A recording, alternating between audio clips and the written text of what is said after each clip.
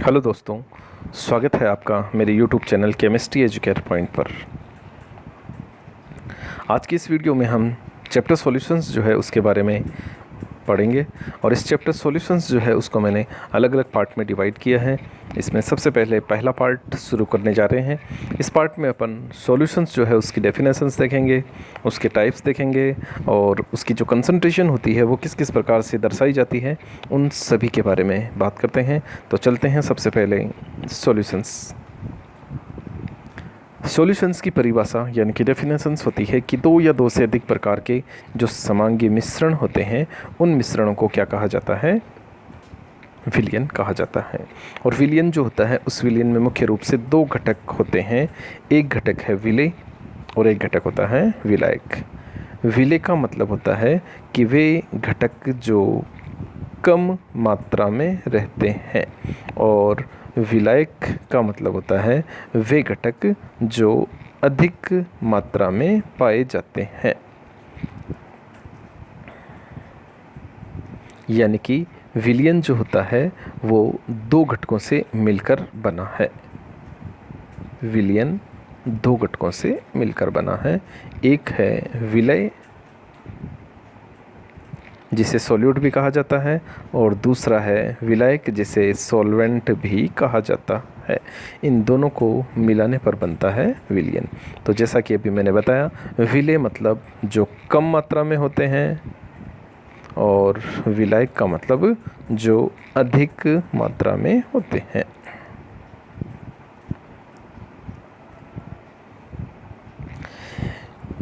इस चित्र में सॉल्यूट कम मात्रा में है यानी कि विलेय, और सॉल्वेंट अधिक मात्रा में है, तो इन दोनों को बनाने से ये बन गया विलयन।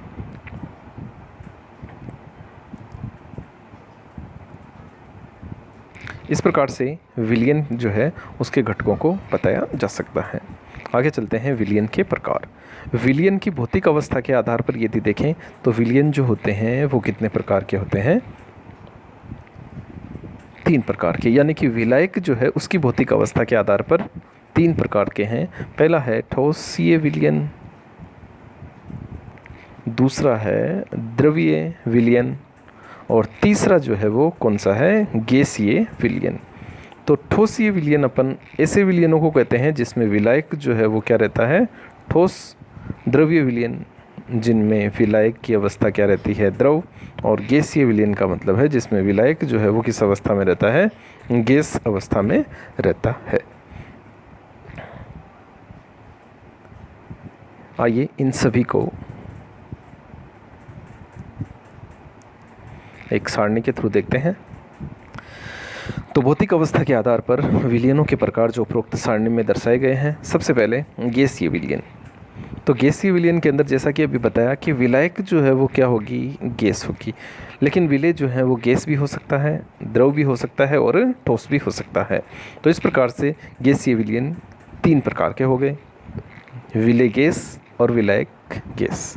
एग्जाम्पल देख सकते हैं इसका O2+N2 यानी कि एयर, वायु।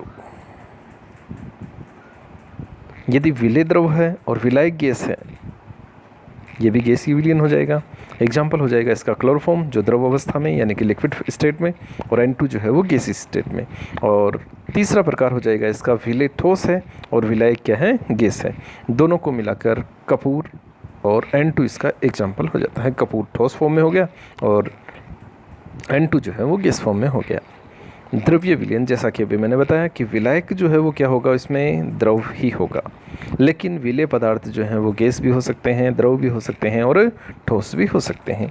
यदि विलेय गैस और विलायक द्रव है, एग्जाम्पल हो जाएगा इसका जल के अंदर जो ऑक्सीजन उपस्थित होती है, यानी कि जो ड्रिंकिंग वाटर या जल होता है उसमें जो ऑक्सीजन डिजोल्व रहती है वो भी एक प्रकार से द्रव्य विलयन का ही एग्जाम्पल है। इसके अलावा कोल्ड ड्रिंक्स जो है उसका एग्जाम्पल भी देख सकते हैं। कोल्ड ड्रिंक लिक्विड फॉर्म, उसके अंदर जो CO2 गैस डिजोल्व रहती है वो भी एक प्रकार से द्रव्य विलयन का एग्जाम्पल है।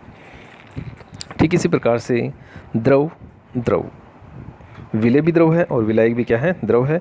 एग्जाम्पल इसका देख सकते हैं जल प्लस एथेनॉल।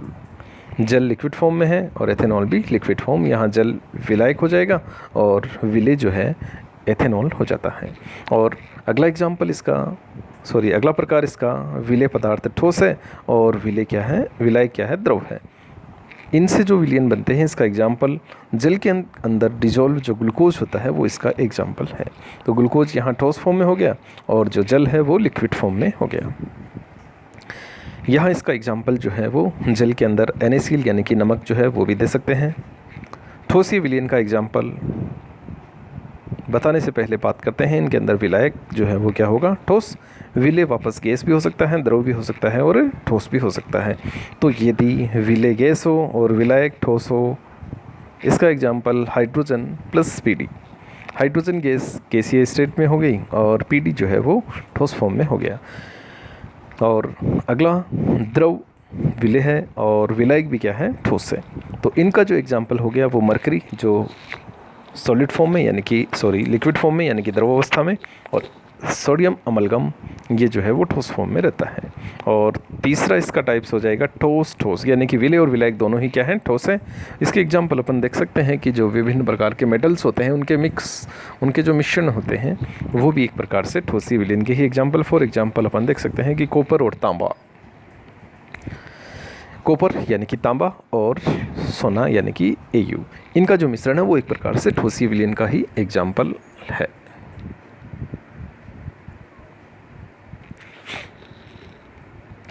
उसके पश्चात विलयनों की जो सांद्रताएं होती हैं वो किस प्रकार से दर्शाई जाती हैं उनके बारे में बातचीत करते हैं। विलयनों की सांद्रताएं जो होती है उन्हें विभिन्न प्रकार से दर्शाया जा सकता है। कुछ प्रकार अपन यहाँ डिस्कस करेंगे, जैसे द्रव्यमान प्रतिशत है, आयतन प्रतिशत है, द्रव्यमान आयतन प्रतिशत, मोल अंश, मोलरता, मोललता, मोल अंश और पार्ट पर मिलियन, इन सभी के बारे में यहाँ बात करेंगे। तो सबसे पहले द्रव्यमान प्रतिशत यानी कि परसेंटेज W/W यानी कि वेट अपॉन वेट। तो यहाँ परसेंटेज W/W का अर्थ या द्रव्यमान प्रतिशत का अर्थ है कि किसी विलयन के 100 ग्राम में उपस्थित विलेय की जो ग्राम में मात्रा होती है वह उस विलयन की द्रव्यमान प्रतिशत कहलाती है। तो फॉर्मूला बता सकते हैं इसका कि विलेय का द्रव्यमान ग्राम में है अपॉन विलयन का द्रव्यमान वो भी किस में है, ग्राम में, और इंटू 100। तो यहाँ द्रव्यमान प्रतिशत यानी कि परसेंटेज W/W, परसेंटेज W/W बराबर क्या हो गया, विलेय पदार्थ का द्रव्यमान यानी कि WA/WA प्लस WB। इसको थोड़ा और सही तरीके से देखते हैं। मान लिया अपने पास एक विलयन है और उस विलयन में 2 घटक हैं। पहला घटक जो है वो A है और दूसरा घटक WB है। तो इस A घटक का जो वेट है वो WA हो गया और B का क्या हो गया, WB हो गया। मान लिया A जो है वो विलेय पदार्थ है और B क्या है, विलायक है। तो यहाँ इसका परसेंटेज W/W जो है वो होगा WA/WA प्लस WB इंटू 100। तो यहाँ WA जो है वो विलेय का भार हो गया और WA प्लस WB ये जो है वो विलयन का भार हो गया, क्योंकि विलयन जो है वो विलेय और विलायक दोनों से मिलकर बना होता है। यहाँ एक एग्जाम्पल के थ्रू मैंने समझाने की कोशिश की है कि 10% W/W अगर लिखा हुआ हो तो उसका अर्थ जो है वो क्या होगा, 10% W/W यानी कि विलेय पदार्थ जो है वह कितना है, 10 ग्राम। और ये जो 10 ग्राम है वो कितने ग्राम में है, 100 ग्राम में, यानी कि विलयन की 100 ग्राम में 10 ग्राम उपस्थित है। इसी का अर्थ होता है 10% W/W या W/W।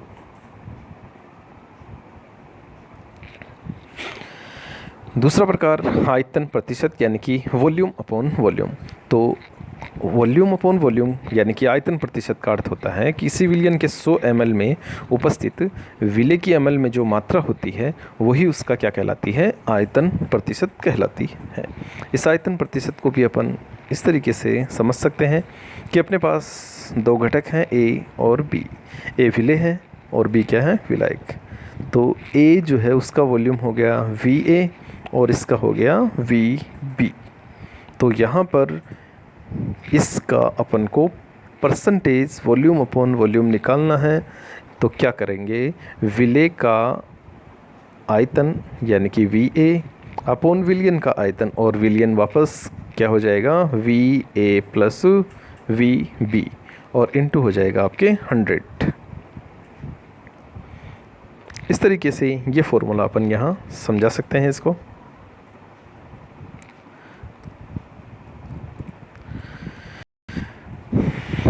तो यहाँ आयतन प्रतिशत विलियन का आयतन यानी कि VA जैसा कि मैंने बताया अभी, और ये VA प्लस VB।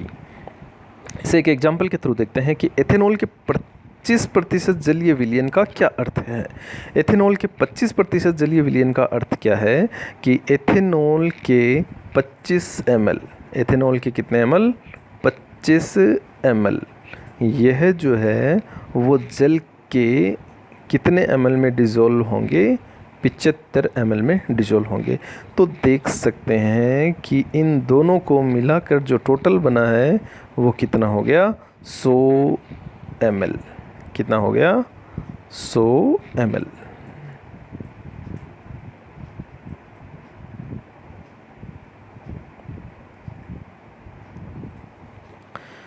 तो यहाँ इसको बता सकते हैं अपन कि एथेनॉल के 25% जलीय विलयन का अर्थ है कि एथेनॉल जो है वो 25 ml है, वो किस में घुला हुआ है, 75 ml जल के अंदर घुला हुआ है। तो टोटल मिलाकर इनका जो वॉल्यूम हो जाता है वो कितना हो गया, 100। तो 100 वॉल्यूम में इतना 25 ml एथेनॉल प्रेजेंट है। तीसरा है द्रव्यमान आयतन प्रतिशत। द्रव्यमान आयतन प्रतिशत को यदि कहें तो 100 ml विलयन में उपस्थित विलेय की जो ग्राम में मात्रा होती है वही उसका क्या कहलाती है, द्रव्यमान आयतन प्रतिशत कहलाती है। तो द्रव्यमान आयतन प्रतिशत जो है उसको विलेय की ग्राम में मात्रा अपॉन विलयन का आयतन ml में इंटू 100, इस तरीके से बता सकते हैं इसको, ये वाला फॉर्मूला। तो यहाँ इसको जैसा कि अभी मैंने बताया कि विलेय की ग्राम में मात्रा और विलयन का आयतन, तो ये जो विलेय की ग्राम में मात्रा है ये कितने ml विलयन में से उपस्थित है, 100 ml विलयन में से। तो 100 ml विलयन में जो विलेय की ग्राम में मात्रा है वो क्या कहलाती है, उसका द्रव्यमान आयतन प्रतिशत कहलाती है। यहाँ एक क्वेश्चन एग्जाम्पल के रूप में लिख रखा है कि 2% W/V NaCl का 500 ml जलीय विलयन बनाना है, तो वहाँ NaCl जो है वो अपन को कितना मिलाना पड़ेगा। तो इस एग्जाम्पल को देखते हैं कि अपना फॉर्मूला है प्रतिशत V/V। तो यहाँ ऊपर विलेय का बाहर आ जाएगा और नीचे आ जाएगा विलयन का आयतन यानी कि वॉल्यूम, और इनटू हो जाएगा 100। तो यहाँ परसेंटेज,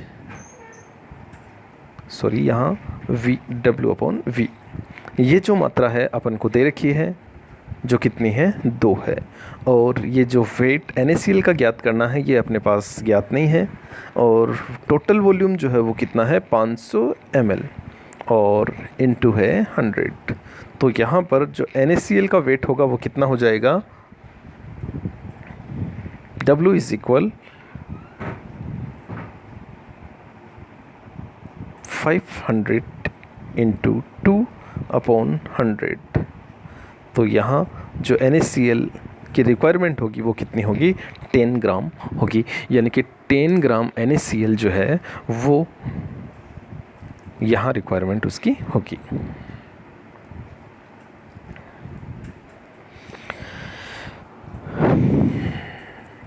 ये देखिए यहाँ पर द्रव्यमान आयतन प्रतिशत यानी कि विलेय की NaCl मात्रा अपॉन विलयन का आयतन इंटू 100। तो ये जो वैल्यू है ये क्वेश्चन में दे रखी है यानी कि 2%, और वेट पता नहीं अपन को, इंटू 100 अपॉन 500 जो क्या है विलयन का आयतन है, और सॉल्यूशन इसका हो जाएगा यानी कि 10 ग्राम NaCl उपरोक्त के लिए रिक्वायरमेंट अपन को होती है।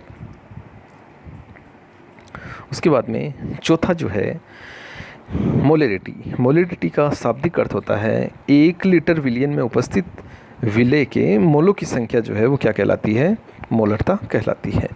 1 लीटर विलियन, तो इस मोलरता का फॉर्मूला अगर कहें तो विले के मोल और विलियन का आयतन, यानी कि 1 लीटर विलियन में विले के मोल की जो संख्या है वो क्या कहलाती है, मोलरता। और यहाँ पर इस मोल का फॉर्मूला जो है, जैसा कि अभी अपन ने कहा, 1 लीटर विलियन में उपस्थित विले के मोल। तो मोलरता जो है इसको इंडिकेट करते हैं कैपिटल M से। तो मोलरता बराबर हो गई विलय के मोल अपन हो गया विलियन का आयतन। और ये जो विलियन का आयतन है ये किस में होता है, आपके लीटर में होता है। और मोल जो होता है, यानी कि मोलरता जो होती है उसकी यूनिट अगर देखना चाहें तो अपन कह सकते हैं मोल अपॉन लीटर, यानी कि मोलरता की जो मात्रक मोल अपॉन लीटर। इसका जो सिंबल कैपिटल M जैसा कि बताया। और मोल जो होता है इसका फॉर्मूला होता है विलय की ग्राम में मात्रा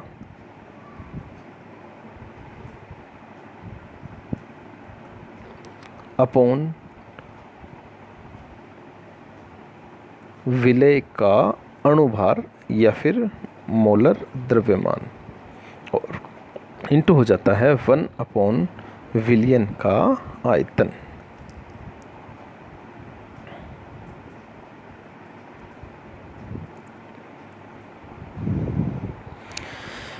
ये देखिए यहाँ पर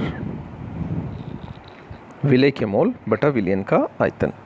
और यहाँ पर इसी का दूसरा फॉर्मूला जो बनकर तैयार है वो क्या है, विलय की ग्राम में मात्रा अपन विलय का अणुभार इंटू 1 अपॉन विलियन का आयतन जो है वो किस में है, लीटर में है।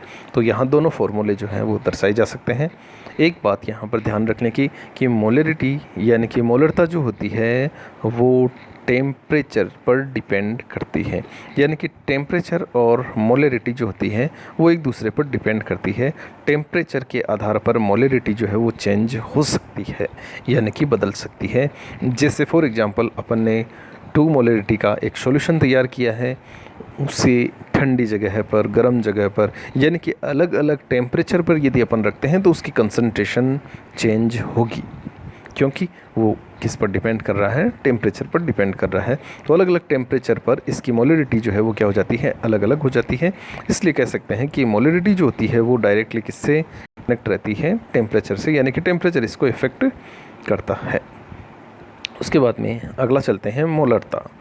मोलरता का अर्थ है 1 किलोग्राम विलायक में उपस्थित विलय के मोलों की संख्या। यहाँ गौर करने वाली बात है 1 किलोग्राम विलायक, पीछे मोलरता में अपन ने कहा था 1 लीटर विलियन था, यहाँ पर विलायक है और वो भी कितना, 1 kg। उसमें उपस्थित विलय के मोलों की संख्या क्या कहलाती है, मोलरता। दोनों में यही अंतर है, मोलरता में होता है 1 लीटर विलियन में उपस्थित, और यहाँ मोलरता में है 1 किलोग्राम विलायक में उपस्थित विलय के मोलों की संख्या को अपन कहते हैं मोलरता। और इससे दर्शाते किससे हैं, स्मॉल m से। तो यहाँ इसकी यूनिट जो है, पहले इसका फॉर्मूला देखते हैं। मोलरता का फॉर्मूला है विलय के मोल बटा विलायक का भार किसमें, केजी में। तो इसकी यूनिट जो है वो हो गई मोल प्रति केजी, मोल प्रति किलोग्राम। और मोल जो है उसका एक फॉर्मूला वो लिख सकते हैं, ग्राम में मात्रा अपॉन विलय का अणुभार इंटू विलायक का भार, वो भी किसमें, केजी में। तो यहाँ इसको बता सकते हैं। और इसकी यूनिट जो है जैसा कि अभी मैंने बताया, मोल प्रति केजी।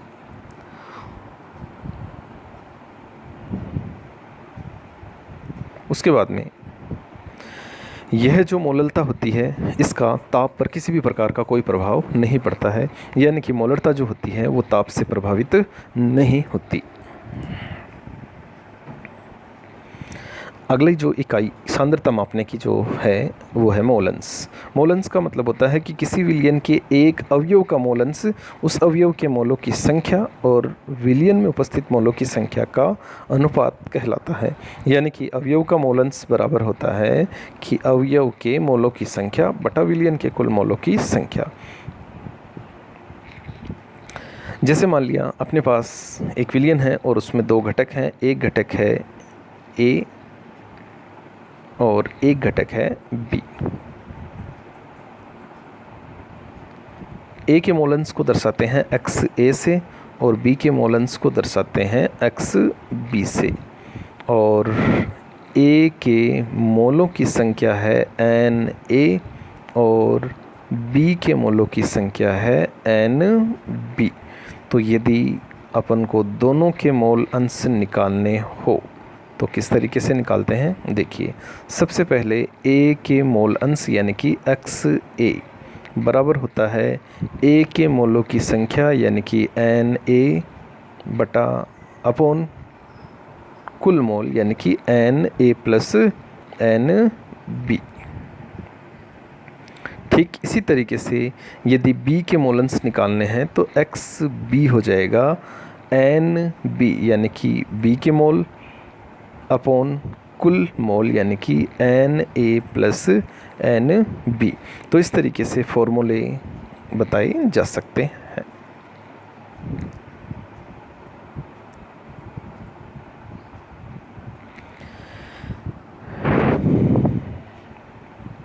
देखिए इधर, जैसा कि यहाँ मैंने बताया भी, दो अवयव ए और बी हो गए और उनके मोलों की संख्या एन ए और एन बी। तो इसके ए के मोलन्स हो गए आपके N A upon N A plus N B. N A के मोल हैं और N A plus N B A और बी दोनों के मोल्स हैं। और नीचे जो बता रखा है वो है अवयव बी के मोल अंश। अवयव बी के मोल अंश वापस वही एन बी यानी कि बी के मोल upon N A plus N B यानी कि टोटल मोल। एक चीज़ यहाँ जो ध्यान में रखने की है वो ये है कि कोई भी जो विलयन होता है उस विलयन में चाहे घटक कितने ही हो, उन सभी के मोल अंशों का योग जो है वो हमेशा कितना होता है, 1। जैसे एक्स ए प्लस एक्स बी दो घटक हैं तो इनके मोल अंशों का योग हमेशा 1 होगा। x1 x2 x3 dash dash dash dash चाहे कितने ही घटक हो उन सभी का योग हमेशा कितना होता है, 1 होता है। तो यहाँ मोल अंश में एक बात ध्यान में रखने की कि किसी भी विलयन में उपस्थित जितने भी घटक होते हैं, अवयव होते हैं, उन सभी के मोल अंशों का योग हमेशा 1 होता है। घटक चाहे कितने ही हो, उन सभी के मोल अंशों का जोड़ या योग जो है वो हमेशा कितना होगा, 1 ही होगा। ओके, आगे चलते हैं। पार्ट पर मिलियन। मिलियन का अर्थ है 10 की घात 6 यानी कि 10 लाख। ठीक है, पीछे प्रतिशत देखा था तो प्रतिशत का मतलब होता है 100, तो वहाँ 100 में से कहा था, तो यहाँ मिलियन है तो लाख, 10 लाख में से कहेंगे। तो किसी विलायक के यानी कि किसी विलेय पदार्थ के भार भागों की वह संख्या जो किसी विलयन के 10 की घात 6 भार भागों में उपस्थित हो, उसे क्या कहा जाता है, पार्ट पर मिलियन कहा जाता है। तो 10 की घात 6 मतलब 10 लाख हो गया। तो अवयव के भागों की संख्या यानी कि इसका फॉर्मूला जो है वो क्या कह सकते हैं, अवयव के भागों की संख्या अपॉन विलयन में उपस्थित सभी अवयव के कुल भागों की संख्या इंटू 10 की घात 6 10 टू द पावर 6।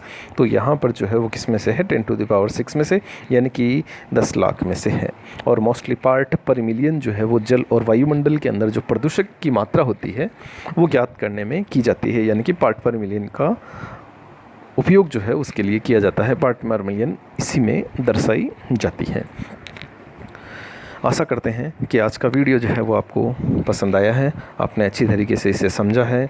और ये जो नोट्स हैं आप चाहो तो इनका स्क्रीनशॉट लेकर भी लिख सकते हो ताकि अच्छी तरीके से आपके समझ में आए और इनको आप अच्छी तरीके से याद कर सकें और अपनी तैयारी जो है वो सुचारू रूप से चल सकें। धन्यवाद। और वीडियो जो है उसको ज़्यादा से ज़्यादा लाइक और सब्सक्राइब करें ताकि सभी के पास वीडियो जो है वो ज़्यादा से ज़्यादा पहुँचे। धन्यवाद।